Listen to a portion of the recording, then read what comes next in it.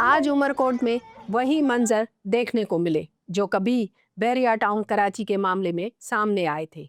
वही सिंध पुलिस, वही सिंध के बासी, फर्क सिर्फ जिला और जमीन के रकबे का था।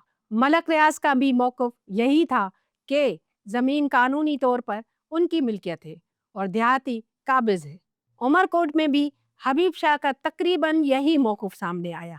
सिंध के तारीखी शहर उमरकोट में पुलिस की कार्रवाई और ख़वातीन की बेहरमती की वीडियोस सोशल मीडिया पर शदीद गम और गुस्से और दुख का बाइस बनी है। अफगान महल्ले में मुकीम सोलंगी बरादरी के तकरीबन 15 घरों को 20 के करीब पुलिस मोबाइलों ने घेरे में लेकर कार्रवाई की। ख़वातीन और बच्चियों को घसीट कर गिरफ्तार किया गया, जबकि मकीनों का कहना है कि अदालती हुक्म के मुताबिक मुतबादल जगह फराम किए बगैर घर खाली कराए गए। 50 बरस से आबाद मगर अचानक बेघर मकामी अफराद के मुताबिक ये जमीन मोहसन पली नामी शहरी की मिल्कियत थी, जिनके खानदान को सखावत और रहमदिली के हवाले से जाना जाता था। इसी जमीन पर बरसों कबल सोलंगी बरादरी के खानदान आबाद हुए। ये तमाम लोग मेहनतकश और दिहाड़ीदार हैं। उनका कहना है कि जमात इस्लामी के मकामी कारकुन हुसैन शाह की एहलिया की जानिब से अदालत में केस दायर किया गया था, जो बरसों तक चलता रहा। उसी दौरान जमीन की कीमत हजारों से बढ़कर करोड़ों तक जा पहुंची। मुतासरीन का दावा है कि इस कीमती जायदाद पर बाअसर अफराद की नजरें जम गई। वसाइल की कमी के बायस गरीब खानदान मौसर पैरवी न कर सके और केस हार गए। ताहम अदालत ने मुतबादल जगह फराम करने का हुक्म दिया था। उमरकोट पुलिस, जिसकी वर्दी पर अभी तक डॉक्टर शाहनवाज कुंभर के खून के इल्जामात की गिर्द नहीं बैठी थी, आज पूरे जिले से नफरी जमा की गई। 20 के करीब मोबाइलों में सवार मर्द और खवातीन एहलकार चादर और चार दीवारी के तकद्दुस को पामाल करते हुए घरों में दाखिल हुए। मुतासरीन के मुताबिक ना तो मुतबादल फराहम किया गया, ना ही मुज़ाकरात की कोशिश हुई, बल्कि एहतजाज करने वाली खवातीन को सरेआम घसीट कर गाड़ियों में फेंक दिया गया।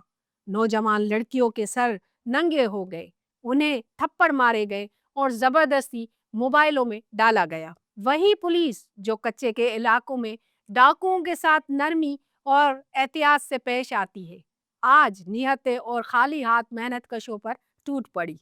बाद अज़ां उन मर्दों खवातीन को लाकअप में बंद करके उन पर ड्यूटी में मुदाखलत और हमले का मुकदमा दर्ज कर दिया गया। ये वाक़ा कई बुनियादी सवालात को जन्म देता है। क्या अदालती हुक्म में मुतबादल जगह फराहम करने की शिक पर अमल किया गया?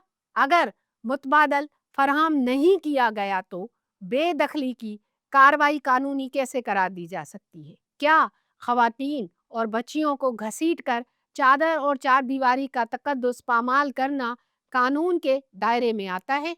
क्या ताकत का इस्तेमाल आखिरी ऑप्शन था या सीधी ताकत आजमाई की गई? इंसानी हकूक के वकला के मुताबिक अगर मुतबादल जगह फराहम करना अदालती हुक्म का हिस्सा था तो उससे पहले बेदखली कानूनी तौर पर सवालिया निशान है। मजीद ये कि खवातीन को सरेआम घसीट कर गिरफ्तार करना आइन पाकिस्तान में दिए गए बुनियादी हुकूक और इंसानी वकार के असूलों से मुतसादिम है।